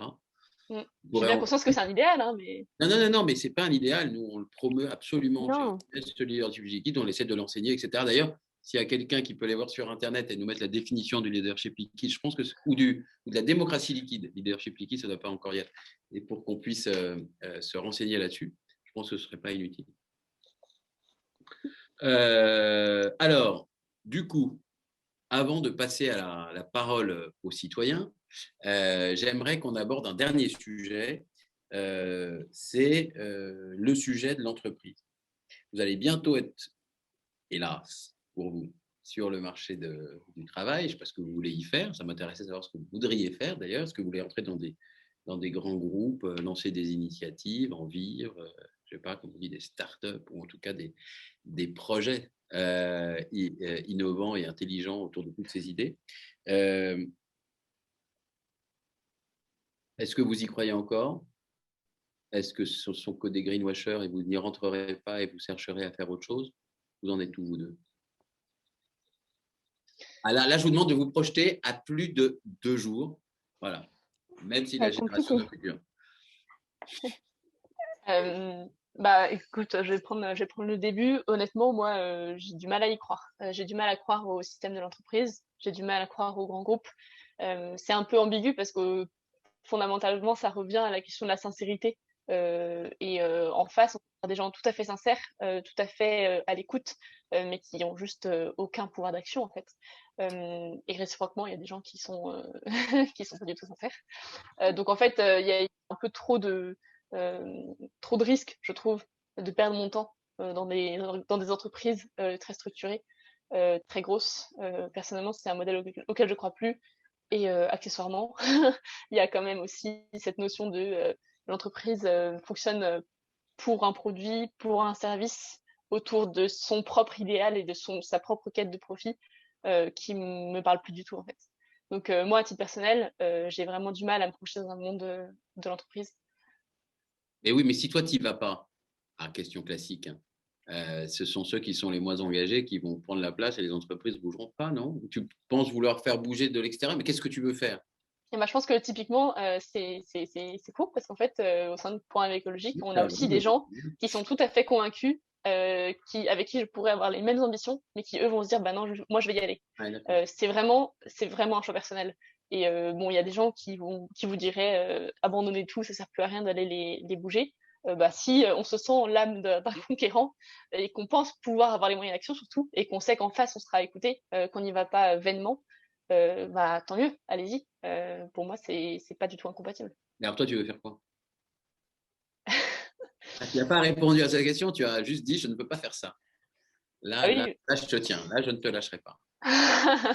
Non, bah, du coup, il y a forcément la notion de service public en face qui passe un peu mieux, sachant que bah, le monde enfin, le service public n'est pas forcément idéal en soi, mais au moins le sens qu'il y a derrière est intéressant. Et puis moi, à titre personnel, je commence aussi à me recentrer vers des initiatives plus locales et à penser à l'agriculture notamment. D'accord. Les mains dans la terre. Moi aussi, je n'ai envie que de ça, pour être franc. Julie, à toi, ta réponse. Ma réponse. Alors déjà, je suis d'accord avec Caroline sur le fait qu'il faut des jeunes du coup Arrêtez engagés et d'être d'accord. conscients partout. On a compris que vous étiez plus collaboratif que nous. C'est fait. C'est important de montrer qu'on a une voix unique, on est beaucoup à penser, je pense ça. C'est fort et on en a besoin aujourd'hui.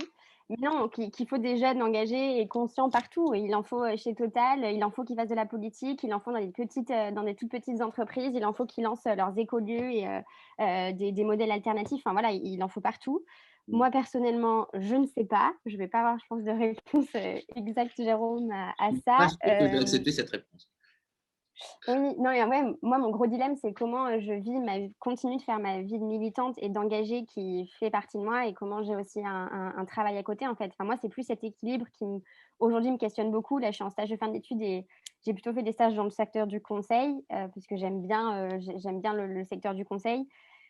Mais en fait, je ne sais pas à quel point c'est compatible avec moi, mon côté militante et mon côté où mes engagements et le côté aussi associatif. Donc aujourd'hui, je suis en gros questionnement personnel de waouh, je trouve comment cet équilibre-là, parce que mon âme est quand même sur le terrain et mon âme est dans l'associatif. Donc ouais, c'est un vrai questionnement et je ne sais pas. Et par contre, je suis persuadée que je ne pourrais pas bosser dans un grand groupe, que ce n'est pas mon modèle d'entreprise. Enfin, des petites structures, enfin là je m'y vois, mais pas du tout dans des grands groupes et que en fait je serais trop en dissonance cognitive pour pouvoir être dans ces endroits-là.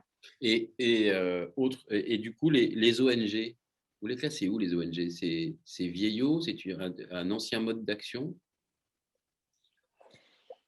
Bah, pour être totalement transparente, je pense qu'au fond, il y a un peu de ça, moi. Oui, oui. Toi, tu penses? Il y a un côté où les sujets qu'ils abordent sont très intéressants, sont ceux qui nous animent au quotidien. Et un côté, bah, finalement, c'est pas un mode d'action qui a fait ses preuves. Si j'y vais, quelle chance j'ai, moi, de faire bifurquer le truc et de faire en sorte que, comme ça, du jour au lendemain, la voix soit crédible, soit entendue par le grand public, soit mettre d'accord tout le monde. Les ONG sont quand même pas mal catégorisées idéologiquement. Et malheureusement, il y a une bonne partie de la population qui les qui les écoute pas à cause de ça, en fait. Donc, derrière, il va y avoir plein de choses très très bien. Bah, je suis pas sûre que ce soit forcément, c'est pas un idéal non plus, quoi. Et comment on fait société, du coup, si s'il n'y a plus de grosses organisations, comment on arrive à faire société entre nous? S'il n'y a que des petites initiatives, comment on fait? Mais c'est ça la résilience, c'est c'est se transformer autrement et fonctionner avec des petites structures. C'est juste qu'on n'a pas testé ce modèle-là, on ne sait pas s'il peut fonctionner. Enfin, il peut très bien fonctionner. Non, là tu essaies de m'embrouiller, Julie, volontairement, je te connais. Non, ce que je veux dire, c'est qu'avant, il y avait la religion, il y avait d'autres choses qui nous tenaient ensemble. Mais ce sera le faire ensemble, ce sera la Alors, collaboration, ce sera la coopération, ce sera d'autres valeurs en fait. mais les valeurs, ça permet de tenir ensemble, et puis tout le monde n'a pas les mêmes Bah, valeurs. On voit 48% des jeunes ont dit qu'ils allaient voter Le Pen, là, ou 45. Donc, je ne pense pas que ce soit les mêmes que vous. Donc, ça non, veut dire que comment bien on sûr. arrive à tenir? Alors, mais comment on fait société dans votre modèle? Comment on y arrive?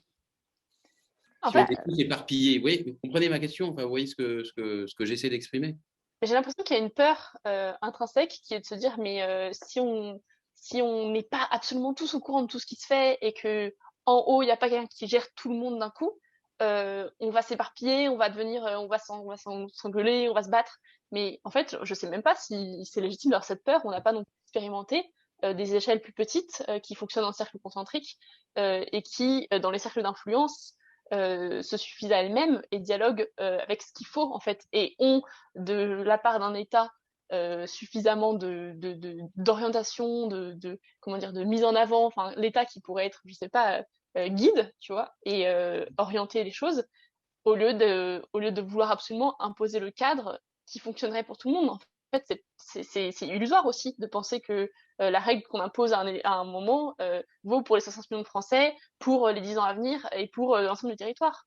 Donc, je pense qu'on a un peu peur aussi de cette histoire de lâcher prise. Mais en fait, ça se trouve, on n'en sait rien, peut-être qu'elle est plus fonctionnelle. Mais du coup, elle est fonctionnelle à l'échelle de la compétition des grandes, comment dire, on va dire des grandes nations. C'est-à-dire que si on a un État chinois hyper planifié qui dit à 10 ans, on sera là, on aura tout bouffé, etc., on s'imposera. Et puis vous vous dites non, moi je veux que ce soit des petits territoires résilients qui échangent entre eux, inventent une nouvelle façon de collaborer. Est-ce que ça tient, ça? Bah, moi, personnellement, je crois énormément, c'est ce que je veux dire, à la force de l'exemple et au fait, en fait, qu'il faut tester, être un laboratoire et montrer que ça marche. Et en fait, aujourd'hui, je pense que la France a aussi cette capacité, en étant la 6e puissance mondiale et avec le poids diplomatique, économique qu'elle a, de pouvoir incarner en fait le changement et de pouvoir montrer que ça peut fonctionner autrement. Et en fait, pour moi, c'est vraiment aussi la clé de ça. Et l'Europe aussi est aussi une échelle, je pense, de réflexion par rapport à ces sujets qui est importante. Merci. Ça, dis donc, ça c'est. Non, mais je trouve vos réponses bluffantes de pertinence. Voilà. Donc, moi, je ne sais pas si j'aurais eu ces réponses-là à votre âge. Certainement pas. D'ailleurs, je dois vous le confier. Est-ce que Laura ou Clara, je ne sais pas qui fait ça, on aurait pu ouvrir le micro à Virginie, que vous connaissez, Virginie Resson-Victor, qui voulait vous poser une question en direct. Virginie, the floor is yours. Il faut juste ouvrir son micro. Ton Et micro. voilà. Salut Virginie. Bonjour à toutes les deux. Oui, je vous écoute avec admiration, comme mon ami Jérôme, avec attention, avec curiosité et avec appétit. J'ai bien retenu quand même que les ONG, c'est has-been, les politiques, c'est has-been, les boomers sont has-been, et les entreprises, c'est has-been. Alors avec ça, déjà que je n'avais pas le moral au top de ce matin, je ne vous cache pas que là, vous m'avez achevé. Non, et plus sérieusement, quand je vous écoute, moi j'adhère à l'essentiel de ce que vous dites, mais il y a quand même pour moi des liens qui manquent. Et il y a une première question que je voudrais vous poser. Je suis invitée demain et après-demain à parler dans un panel d'acteurs du changement, dont certains qui sont à peine plus âgés que vous. Autrement dit, il y a foison aujourd'hui d'initiatives, d'organisations, de mouvements, de collectifs, de coalitions. Et Jérôme et moi-même, on en porte une nouvelle. Enfin bon, on est très nombreux. Et ça ne fait pas 3 ans qu'on est très nombreux. En réalité, ça fait beaucoup plus longtemps que ça. Et les associations, peut-être qu'elles n'ont pas réussi. N'empêche qu'il y en a quelques-unes qui sont sur le terrain depuis fort longtemps et qui ont quand même fait avancer les choses. Je pense à WWF, à Greenpeace, etc., à la FNH, etc. Et malgré tous ces gens, malgré la nécessité, malgré le constat, eh ben, on n'avance pas. Alors, je voudrais que vous me remontiez le moral, toutes les deux, et que vous me disiez qu'est-ce qui fait que le matin, au-delà du collectif, mais qu'est-ce qui fait qu'on va pouvoir, qu'on va y arriver, parce qu'il faut absolument adhérer. Moi, je pense que l'engagement est la seule réponse pour ne pas sombrer. Mais quand même, si tout est has-been, comment on va faire, quoi? Si tout est has-been et si on est très nombreux et que ça ne marche pas. Donc voilà, donnez-moi, je vous provoque un petit peu. Mais en fait, c'est parce que je pense qu'on a tous besoin les uns des autres, là, le fond de ma pensée, mais je voudrais vous entendre sur ce sujet-là. Je ne sais pas si ça va répondre à toute ta question, Virginie, mais en effet, c'est un vaste sujet. Je pense qu'on pourrait en parler pendant des heures et refaire le monde ensemble et avoir des solutions. C'est un truc, moi, que j'ai identifié, c'est notamment c'est Cyril Dion qui dit très souvent ça, qu'en fait, ces dernières années, on a beaucoup manqué de stratégie du côté des associations et des ONG, en fait, de penser de manière stratégique. C'est qui sont nos alliés, qui sont les personnes qui, en fait, sont contre nous aujourd'hui, quels sont nos objectifs à court terme, à moyen terme, à long terme. En fait, d'utiliser aussi un peu les méthodes des entreprises, en tout cas en termes de stratégie, pour que nous, on nous l'applique et qu'on ait vraiment en fait, des victoires gagnables. Parce que le deuxième sujet qui va avec ça, c'est que je trouve qu'on n'arrive pas à célébrer même des petites victoires. On est en fait des associations où on vise énorme tout le temps. Donc en fait, on est toujours dépassé, c'est toujours des échecs et on ne sait pas célébrer les victoires. Et si on ne célèbre pas ça, qu'on n'a pas justement cet optimisme, cette joie de réussir certaines choses, on n'y arrivera pas non plus. Et pour moi, ces deux choses, définir des stratégies très précises à moyen, court et long terme avec des vrais objectifs quantifiables et qui sont liés à des micro-victoires qu'on a tout le temps, Ça, c'est vraiment des choses qui pourraient nous aider, en fait, et qui pourraient amener sur le vent de l'optimisme, la joie et tout, parce que moi, je pense que c'est ça qui mobilise les gens. C'est pas de leur faire peur et de leur dire que le monde va s'effondrer, c'est de leur dire que ça va être un monde meilleur et qu'on va y être tous ensemble et que ce sera plus chouette, quoi. Enfin, c'est un peu ma vision des choses. Ok. Une petite réaction de Caroline en plus. Non, mais je suis tout à fait désolée, Jérôme, je suis tout à fait d'accord avec Julie. Vous êtes emmerdant, Mais battez-vous quand même. non, j'aurais peut-être rajouté des éléments plus à l'échelle individuelle. C'est vrai qu'il y a quand même, ça nécessite un peu un détachement de mon idée, c'est pas forcément la meilleure. Mon ego, parfois, je le mets de côté. Enfin, à l'échelle vraiment très très personnelle, quand on travaille, mais même au sein de nous, des associations jeunes et entre nous, de reconnaître parfois la justesse de l'autre plus que la sienne. Et ça, on n'a pas appris à le faire en fait. Nous, on nous apprend à avoir confiance en nous, à développer notre programme, à montrer qui on est, à être très assuré, et pas forcément à dire non, à prendre du recul, à dire finalement là, j'ai pas raison, ou peut-être que juste la solution collective, elle est un peu plus juste que la mienne. Du coup, nous, on l'expérimente à très petite échelle, hein, avec le programme écologique, c'est ce qu'on essaie de faire, mais à titre collectif, il y a quand même un peu de ça, je trouve, qui manque. Ok. Tu avais une autre question, Virginie? Ou pas? Mais je ne vais pas monopoliser la parole, j'en ai déjà posé plusieurs. Donc, Non, mais... je reviendrai.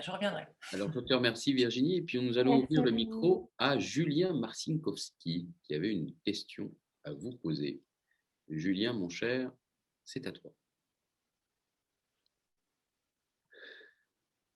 Est-ce qu'on l'entend, Julien? Yes, ça y est. C'est un peu long quand on nous ouvre le micro, désolé. Merci beaucoup pour cette intervention.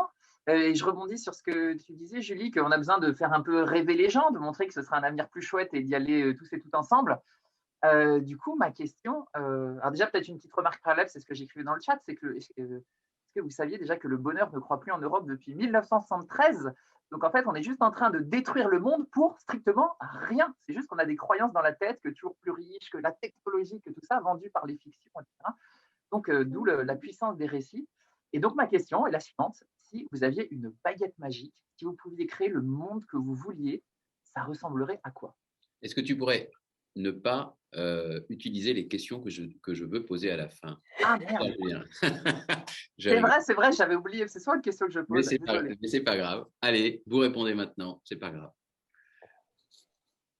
Allez, on ferme les yeux, on imagine les futurs désirables. Ça ressemble à quoi? C'est quoi le monde dans lequel vous avez envie de vivre, comme dirait Julien? Alors, pour vous faire rire un peu, à Pour avec Logique, on avait fait un exercice d'intelligence collective sur ce sujet-là. Ça nous a pris 5 heures. Donc, et on était 30. Donc, ça va être très très compliqué de répondre tout de suite maintenant. Alors, je suis sûr que tu as des rêves, que tu as des envies, même simples. Si on nous demande de fermer les yeux et d'imaginer quelque chose de très concret, moi, la première illustration qui me vient, c'est vraiment dans les villes. C'est un peu les imaginaires que développe Rob Hopkins en Angleterre. On avait un instant dans le chat. Ouais. Ah bon, parfait. Ouais. Génial. C'est cette histoire de se réapproprier ces espaces et de refaire, c'est ça, de rendre heureux et de rendre beaux les espaces dans lesquels on vit et de les faire en collectif. Moi, c'est un des premiers, c'est ce qui me vient en tête directement. Ok. Donc, c'est à l'échelle d'un territoire, c'est rendre beau et peut-être plus solidaire, enfin, des espaces, des villes, des quartiers de ville, la ville du quart d'heure, peut-être, tous ces éléments-là. Ok. Et toi, Julie?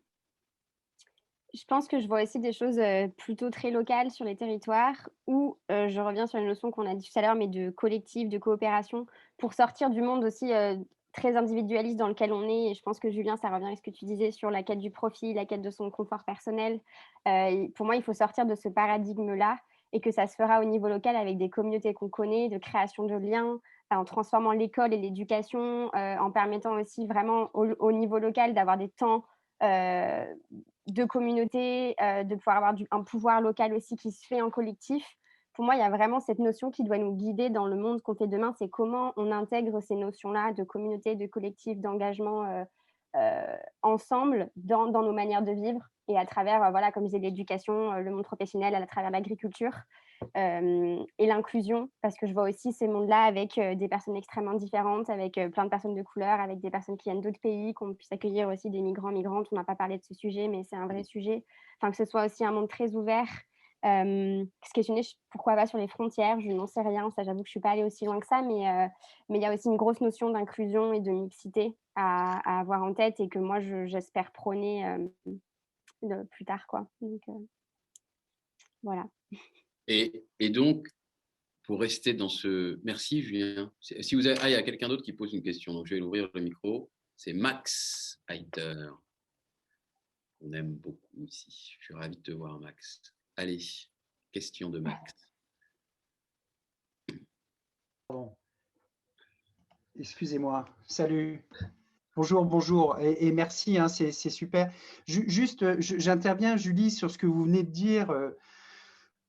Vous étiez en train de parler d'une stratégie, vous citiez Cyril Dion avec une stratégie pour les associations, et il y avait dans ce que vous dites, comment on définit, il faut qu'on sache qui sont nos ennemis et quels sont les problèmes sur lesquels on est confronté. Comment est-ce que vous mariez ça avec ce que vous venez de dire ?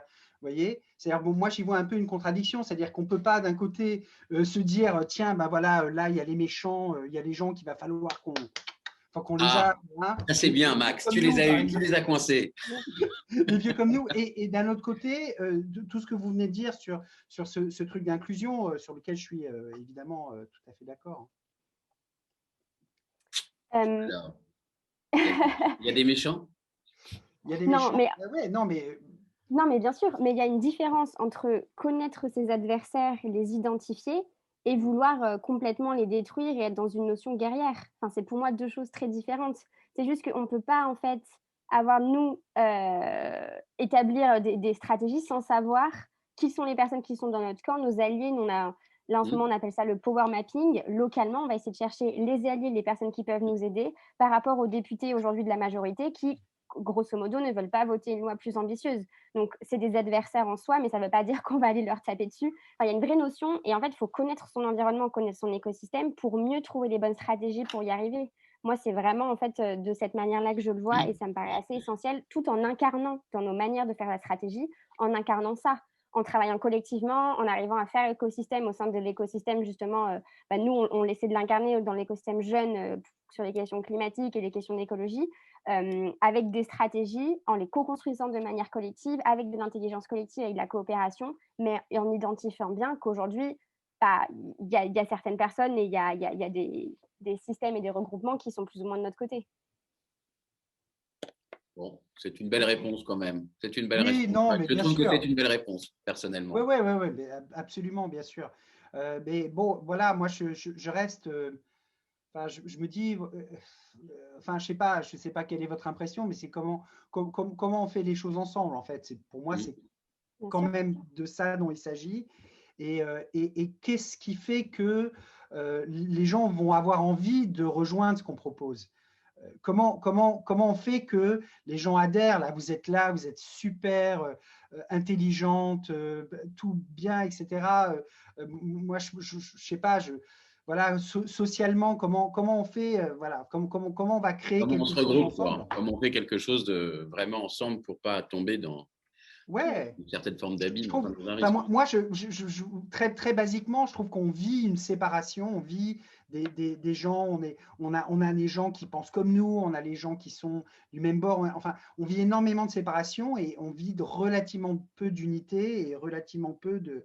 et quand Jérôme disait avant, ce qui nous mettait ensemble, oui, il y avait la religion, parce que Dieu, c'était une sorte d'unité, quoi. Là, maintenant, il n'y a plus ça. Il y avait les syndicats, il y avait les partis politiques dans lesquels on était formés, il y avait plein de choses. En plus, il y avait tous ces systèmes-là. Et là, voilà, quoi, il y a pas ça. Comment on participe à quelque chose ensemble ? Allez, bonne question. C'est pour ça que Julie évoque la co-construction et en fait, en parlant de comment on fait, vous mettez le point sur la chose importante qui est la méthode et le cadre du dialogue qu'on veut instaurer. Et on nie pas du tout que dans une société, entre guillemets, idéale, il y aura des avis différents, il y aura des confrontations, il y en aura toujours. L'idée c'est surtout faire en sorte que tous ces avis puissent s'exprimer et que la solution qui émerge dépasse ces contradictions-là. Et donc, c'est exactement des enjeux de la démocratie participative, c'est exactement cet enjeu de la co-construction. Et il y a plein d'exemples à des échelles petites, pour l'instant, ça n'a pas été forcément prouvé à très très large échelle, où finalement, des gens sont arrivés avec des avis très différents, ont appris ensemble et se sont mis d'accord sur des choses qui les dépassaient. Peut-être que c'était pas l'idée A contre l'idée B, mais que ça a été une idée C qui a émergé. Et tout le monde a adhéré parce qu'elle a été construite et réfléchie ensemble. Ouais. Pardon. Ouais. Il y a quand même un truc là, c'est que là, il faut accepter d'être dans un état d'esprit où on dit, bah, moi, je ne sais pas.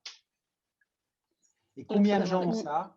Combien de gens acceptent cette vulnérabilité-là, quoi, de dire, bah ouais, bah, je ne sais pas comment on peut faire. Moi, je trouve que l'éducation doit jouer un rôle de la petite enfance aussi. Hein. Je suis d'accord. Bah oui, l'éducation et le fait d'incarner aussi. Je reviens sur le côté incarnation et de montrer l'exemple, de montrer que c'est possible aussi d'incarner ces postures de coopération. Nous, on a été beaucoup formés à ces méthodes-là et en fait de montrer que ça marche, en fait de montrer concrètement ça marche. Et je pense que ça, c'est très fort chez les gens. Et deuxième chose que je voulais rajouter, et merci, oui c'est ça, merci Max pour de l'avoir dit sur le côté comment on fait unité, comment on montre que c'est un peu l'idéal qu'on veut atteindre. Pour moi, ça va aussi avec les nouveaux récits, les imaginaires, quelqu'un le mentionnait tout à l'heure, c'est quelque chose extrêmement important même dans le milieu de la culture. Et nous, on lance des projets aussi autour, on appelle ça la révolte culturelle. Donc comment est-ce qu'on utilise les livres, comment est-ce qu'on utilise l'art, comment on utilise le street art, les films, l'écriture, tout ça pour aussi qu'il y ait un changement qui se fasse de manière inconsciente dans la société pour montrer d'autres modes de fonctionnement, d'autres modes de vie.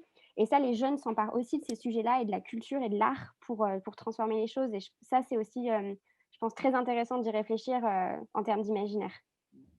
Merci Max pour tes questions pertinentes. Merci à vous. J'ai deux questions qui arrivent et que j'aimerais vous poser avant de clore ce passionnant débat, ces passionnantes interventions. Une première de Dominique Turc. À supposer, je dis bien à supposer, qu'une grande entreprise veuille vraiment vous recruter et que vous voudriez bien condescendre à aller y travailler. Moi, je n'ai jamais fait, j'ai toujours écarté. Qu'est-ce qu'elle devrait vous offrir, vous promettre? Qu'est-ce qui vous motiverait pour aller dans une grosse boîte aujourd'hui? Admettons que ce soit possible. Hein, ok. Il y a des questions qu'on s'invite, qu'on se pose et qu'on s'invite mutuellement à se poser en tant qu'étudiant. Les premières questions fondamentales, c'est celle de l'utilité et de la finalité des activités qui sont menées par l'entreprise dans un contexte écologiquement et physiquement contraint. Est-ce que fondamentalement, il y a besoin d'aller fabriquer des tapis bien connectés? Et franchement, j'exagère à peine. Donc ça, c'est vraiment la question fondamentale, celle qui guide, c'est un peu le fil rouge de est-ce que je vais y aller ou pas. Et une fois qu'on y est, il y a énormément d'outils. Est-ce que l'entreprise mesure ses impacts en termes de biodiversité, de climat, de ressources? Est-ce qu'elle met en place des stratégies crédibles pour diminuer ses impacts? Est-ce que moi, en tant que salarié, j'ai ma place à prendre, j'aurai la place de dire ce que je veux dire et je serai pris en compte si j'ai des idées? Est-ce que la stratégie de mon entreprise est alignée? La stratégie financière, la stratégie lobbying, est-ce que l'entreprise ne fait pas en lobbying exactement l'inverse opposé de ce qu'elle fait en place publique? Donc, il y a énormément de questions de sincérité et de logique et de cohérence qui sont juste Caroline, elle aura 3 tomes de questions à poser à l'entreprise. Mais du coup, tu n'as pas besoin de salaire, toi. Tu vis d'amour et d'eau fraîche. Enfin, je te le souhaite d'ailleurs, mais il y a quand même une question salariale, non? On pourrait parler de la question du salaire longuement aussi. Moi, je pense, à titre personnel, il y a quand même un renoncement qui s'est accompagné de tout ça. C'est-à-dire que je n'ai pas besoin de ce salaire énorme qu'on me suggérait et qu'on me vend en sortie de grande école. Et même si on me le donne, en fait, ça va me poser problème parce que je vais avoir besoin petit à petit de ce salaire. Je vais créer des besoins, je vais trouver une utilité. Donc évidemment que par contre, ça va avec un salaire décent. Je suis pas du tout dans le C'est quoi un salaire décent pour toi, Caroline? C'est le salaire qui permet de répondre aux besoins primaires et qui permet d'être heureux dans ce que je fais en termes de sobriété. Ok. Julie, même question, autre réponse, ou même, parce que tu vas me dire que tu es d'accord, évidemment. Tu vas me provoquer. Du coup, si j'ai une question, moi, ce serait, il faudrait que l'entreprise me promette de transformer son mode de gouvernance, enfin, qu'on réfléchisse à son mode de gouvernance, parce que je suis persuadée que toutes les questions que Caroline s'est posées, elles viendront si dans les comités de direction et si dans les instances de décision des entreprises, en fait, c'est plus diversifié, il y a plus de représentation et il y a des salariés voilà, de tout en bas jusqu'à tout en haut qui représentent en fait plein de choses différentes et plein de visions de l'entreprise différentes. Donc moi, je pense qu'une de mes questions fondamentales, c'est on se pose la question de la gouvernance et de comment on prend les décisions et ensemble, on les co-construit. Et là, je pense que ça peut beaucoup mieux marcher. Très bien, très bien. Et vous avez complètement raison. Alors, il y a quand même un truc qui nous arrive bientôt, qui va probablement pas être simple. Je suis pas sûr qu'on va tous être d'accord, c'est les élections présidentielles. Alors, comment vous êtes des organisations, d'après ce que j'ai compris, vous n'êtes pas des ONG, donc idéologiques. Donc, vous allez vous engager ou pas? Est-ce que vous allez appeler à voter? Comment vous les pesez en fait là-dessus? Il va falloir peser de toute façon. Clairement, il va falloir peser. On va peser de plein de manières différentes, à mon avis. En tout cas, à la fois individuellement, à travers nos associations, à travers plein de choses. Et c'est des questions qu'on se pose, nous, entre associations et qu'il faut qu'on construise ensemble, de savoir justement quelle stratégie et quels objectifs on met en œuvre pour essayer de faire bouger les choses là-dessus. J'utilise beaucoup ce terme, mais c'est important. Mais oui, moi, c'est vraiment la ligne de mire, c'est de me dire, en fait, on a cette échéance qui est extrêmement importante et tout ce qu'on a dit là aussi ce soir s'incarne à travers ces élections et à travers aussi un changement la tête de l'État. Donc, c'est absolument fondamental dans l'année et demie qui arrive, quoi. Et alors, vous ne savez pas encore comment vous allez faire, mais vous voulez peser, c'est ça? Oui. Mais vous avez pas pris de décision. On y réfléchit pour l'instant. On y réfléchit, c'est ça. Il y a quand même plein de pistes qui existent. On peut s'engager sans être partisan, on peut mettre en avant des idées, mettre en avant des volontés sans dire tel programme est absolument parfait. On peut forcer et faire en sorte que ces idées-là, nos idées, celles qu'on prône, rentrent dans les programmes. C'est plein de façons d'influencer qui sont presque partisanes en fait. Mais vous dites toutes les deux, moi rentrer dans un parti politique, moi jamais. Faut jamais dire jamais, mais en tout cas pour l'instant non. Pour l'instant non, c'est pas votre mode d'action. Ok, alors merci infiniment, mais vous savez, nous aussi on aime bien l'art chez Engage et donc on finit toujours par une ouverture artistique ou une conclusion artistique. Donc on vous a demandé à chacune de nous confier une œuvre et j'aimerais du coup qu'on en diffuse une évidemment puis l'autre et que vous dites ce que c'est et pourquoi vous l'avez choisi. Alors, laquelle va apparaître en premier? Normalement, elle arrive. C'est en cours. C'est en cours? Ah, il y a eu un petit bug, ça va revenir. Ah, une photo de plage. Alors, qui a choisi ça? C'est Caroline, ça, non? Non. C'est la mienne, oui. Ouais. Finalement, c'est quelque chose de très simple. Voilà. Je sais pas s'il y a beaucoup de choses à dire dessus. Pour moi, c'est si on veut tirer un peu de la symbolique, c'est le soleil et la lumière et l'eau, la vie, deux éléments qui sont au fondement de toute chose. Et ça rejoint peut-être ce que je disais au tout début sur le fait que moi, c'est un peu l'approche de la nature et du vivant qui m'a éclairée sur tous les enjeux auxquels je fais face au quotidien. Du coup, c'est quelque chose qui me parle pas mal. Et en fait, la photo, moi, c'est juste ma façon de transporter l'admiration et le côté un peu observateur que j'essaie de porter sur ce qui m'entoure. Voilà, je le transporte avec moi. Merci Caroline. Julie, on va passer à ton œuvre d'art. Je crois que toi, je sais plus, je l'ai vu de loin, mais je me rappelle. C'est une question très difficile parce que faut y en avoir plein. Ça y est, mais oui. J'ai choisi un livre c'est Le Siècle bleu. Donc, je ne sais pas si vous connaissez, qui a été écrit par le superbe auteur Jean-Pierre Gou, qui est quelqu'un de génial et une personne extrêmement, extrêmement sympathique. Et c'est un thriller écologique. Moi, ce livre, il m'a trop bouleversée. Ce roman est incroyable et c'est un peu comme une série, mais en version de bouquin. Et ça fait du bien parce que nous, je pense, là, dans le milieu écolo, on lit tous des essais, des trucs philosophiques pour changer le monde, machin truc, on est toujours dans notre délire. Ça fait du bien, des fois, juste de lire des romans. Et là, ça allie notre engagement et un roman prenant en 2 tomes qui vraiment est hyper réaliste, hyper prenant, hyper juste dans les valeurs et qui donne envie de s'engager. Et moi, je pense que ça, c'est aussi la clé c'est des sources de motivation pour s'engager. Donc ça, je vous le recommande vivement. C'est une belle œuvre d'art. Merci Julie. Allez, il nous reste 1 minute. Je voudrais un mot de votre part pour nous donner espoir sur l'avenir qui s'ouvre. Un mot. Enthousiasme. La rage de vivre. Oh, c'est beau, ça en fait 4, mais c'est beau quand même. Bon, merci infiniment à toutes les deux. J'ai beaucoup appris. J'ai trouvé que c'était à la fois profond, convaincu, plein de convictions, plein d'envie, plein d'appétence. Et on a beaucoup vraiment à apprendre de votre génération. Peut-être vous avez un tout petit peu à apprendre de la nôtre, peut-être, je ne suis pas certain. Mais en tout cas, je pense que ce qu'on a très envie de faire, c'est de travailler ensemble, essayer d'allier nos convictions, nos envies pour porter des réponses pertinentes. Donc, merci à toutes les deux. À très vite, parce qu'en plus, on se reverra dans la Convention 21 et dans plein d'autres choses. Et puis, voilà, j'espère qu'on mènera à bien notre barque pour faire bouger les choses. Merci beaucoup et à très vite. Au revoir, bonne soirée. Merci à vous. Merci beaucoup.